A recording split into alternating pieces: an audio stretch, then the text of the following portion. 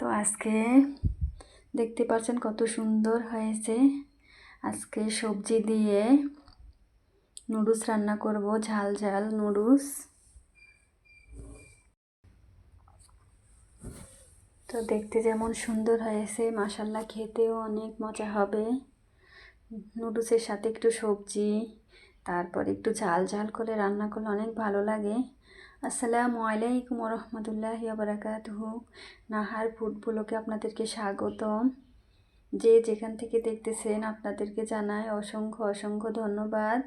আর পুরোটা সময় জুড়ে থাকবেন ধৈর্য সহকারে, ইনশাল্লাহ অনেক ভালো লাগবে। এভাবে একবার হলেও এই শীতে নুডলস রান্না করে খাবেন, ইনশাল্লাহ অনেক ভালো লাগবে। যারা ঝাল খেতে পছন্দ করেন, একটু ঝাল ঝাল দিয়ে ভেজিটেবল দিয়ে রান্না করলে অনেক ভালো লাগে। তো আমি এখন নুডলসগুলোকে বের করে নিতেছি। আমি আজকে 4 প্যাকেট নুডলস রান্না করব। আমার বাচ্চারা সকালবেলা নুডলস খেতে অনেক পছন্দ করে, তো গ্যাস থাকে না বলে অতটা কিছু করতে পারি না। তো এখন সকালে ভোরবেলা উঠেই ভাবলাম যে আজকে একটু নুডলস রান্না করে দিই বাচ্চাদেরকে।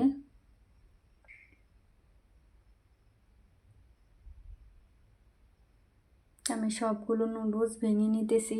ভেঙে দিলে তাহলে আর দলাটা বেশি থাকে না, আর ভেঙে না দিলে আস্তে আস্তে থাকে, খেতে গেলে দলা দলা হয়ে থাকে, ভালো লাগে না। তো আমি পানিটাকে ফুটিয়ে এখন নুডলসগুলো দিয়ে দিতেছি।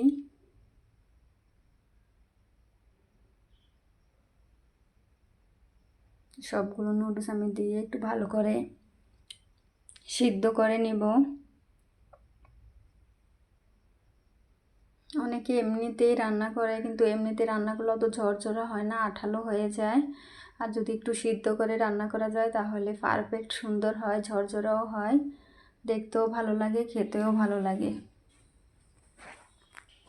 যে যেখান থেকে দেখেন আমার চ্যানেলটাকে সাবস্ক্রাইব করে বন্ধু হয়ে পাশে থাকতে পারেন। আর একটা লাইক দিয়ে কমেন্ট করবেন আমার রেসিপিগুলো কেমন হয়, পারলে একটু শেয়ার করবেন। এই তো আমার প্রায় সিদ্ধ হয়ে এসেছে। বেশি সিদ্ধ করলে আবার নরম হয়ে যাবে। পরিমাণ মতো আন্দাজ মতো একটু সিদ্ধ করে নিতে হবে।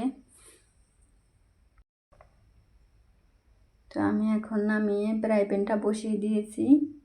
এখানে আমি পরিমাণ মতো একটু তেল দিয়ে দিব। একটু তেলটা বেশি দিলে নুডলসটা খেতে ভালো লাগে। আমার কাছে একটু তেলটা দিলে ভালো লাগে, কার কাছে কেমন লাগে জানি না। ঝালটা একটু বেশি দিব, কারণ নুডলসটা যদি ঝাল ঝাল না হয় খেতে ভালো লাগে না। আমি অনেকগুলো কাঁচামরিচ ফালি করে দিয়েছি, পেঁয়াজ কুচি করে দিয়েছি, দিয়ে এখন একটু হালকা করে ভেজে নেব।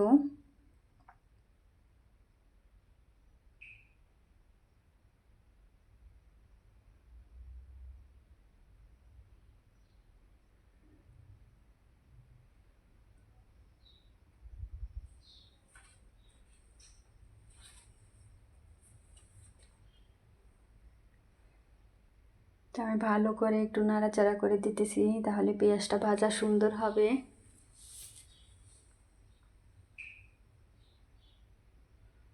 এখানে আমি টমেটো কুচি দিয়েছি একটা।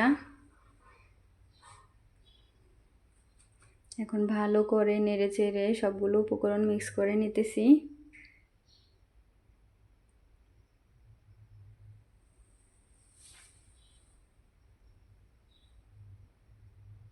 দিয়ে দিলাম স্বাদ মতো লবণ।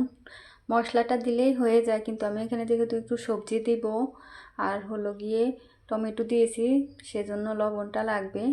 আমি পরিমাণ মতো একটু লবণটা দিয়ে আবার নেড়ে চেড়ে দিতেছি।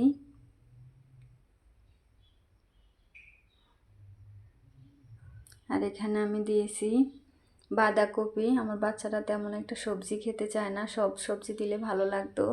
তো বাঁধাকপি দিয়ে এভাবে নুডলস রান্না করলে অনেক ভালো লাগে। আমি এখন একটু ভেজে নিব সবগুলো উপকরণ। আর এই সাইড দিয়ে আমি ডিম ফেটে রেখেছিলাম, ডিম দিয়ে দিলাম। ডিমটাকে এভাবে একটু ভেজে দিলে ভালো হয়।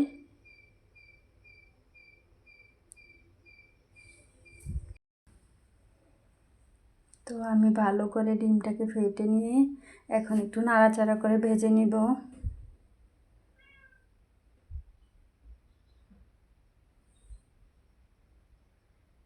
তো আমি যেহেতু ভিডিও ছাড়ি, আপলোড করে রেসিপি দেই মানুষকে শেখানোর জন্য, তো অনেকেই আছে নতুন একটা ডিমও ভেজে খেতে পারে না, তো অনেকের নুডলসও রান্না করতে পারে না। তো আমি সেই জন্য নতুনদের জন্যই ভিডিওটা বানিয়েছি, যাতে এভাবে দেখে শিখে রান্না করতে পারে।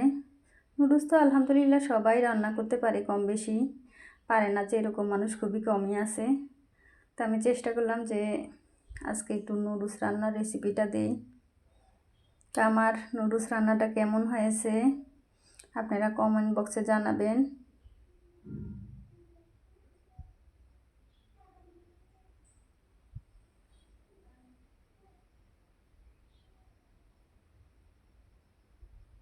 তো আমি এখন নুডলসগুলো দিয়ে দিলাম, দিয়ে এখন ভালো করে নেড়ে চেড়ে দিব। সবগুলো উপকরণ মিক্স করে নিতে হবে। আর আমি এখানে মশলাগুলো দিয়ে দিতেছি।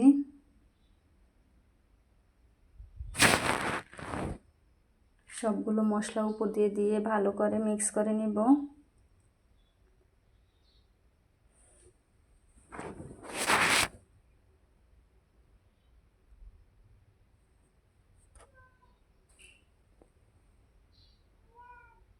তো সবগুলো মশলা আমি দিয়ে দিয়েছি, দিয়ে এখন সুন্দর করে মিক্স করে নিব। আমি একটু ভাজা মরিচের গুঁড়ো দিয়ে দিয়েছি, কারণ আমি আগে বলেছি নুডলসটা আমার কাছে ঝাল ঝাল হলে ভালো লাগে। তো মাশাআল্লাহ অনেক ঝাল হয়েছিল আর অনেক টেস্টিও হয়েছিল আলহামদুলিল্লাহ। দেখুন কতটা সুন্দর আর লোভনীয় হয়েছে, সে তো ইনশাল্লাহ অনেক মজা হয়েছিল। তো দেখুন, দেখতেই পাচ্ছেন কতটা ঝরঝরে হয়েছিল। আলহামদুলিল্লাহ অনেক ভালো লেগেছিল।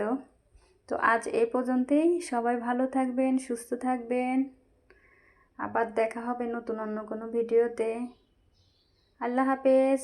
আসসালামু আলাইকুম রহমতুল্লাহি ওয়া বারাকাতুহু।